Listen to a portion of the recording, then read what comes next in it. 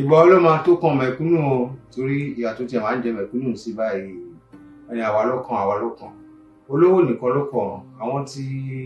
APC àwọn politician àwọn òṣèlú nìkan ló kàn torí gbogbo nǹkan tí wọ́n kàn ń ṣe gbogbo ẹ̀kọ́ wọn sí gbogbo kò síṣẹ́ kò sí. abẹ́rẹ́ ní tí ẹ bá ọ̀nà kan lọ tí ò bá ṣe ẹ tí ẹ wò ẹ padà wọn ní ẹ torí subsidy ẹ yọ subsidy pé ẹ save 10 million nígbà tí ẹ bá save 10 million tó waste 100 billion nìkan ìyẹn gangan ni wàhálà tí à ń sọ pé wọ́n ṣe ń ṣe òṣèlú yìí láti 1978 tó ń yọ tó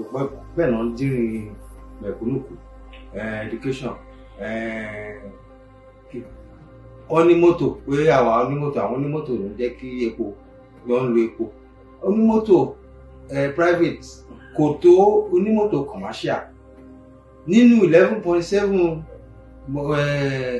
mọ́tò tó wà àwọn commercial vehicle 6.7 àti sọ̀rọ̀ ọ̀kadà wọn so àwọn onímọ́tò gangan tó kàn ní mọ́tò bá bí 4 million ẹ wá yá ẹyọ yẹn ẹni ẹgbẹ́ 100,000 ní CNG vehicle àwọn ní bus àwọn bus náà gan àárí àwádẹ sọ̀rọ̀ ẹni láìkí àṣẹ eléyìí kì í ṣọ̀rọ̀ pé láìka àbí brother àbí ìkọ̀kọ̀ wọn ní àjùmọ̀bí òkan tàánù ibi ń paráàlú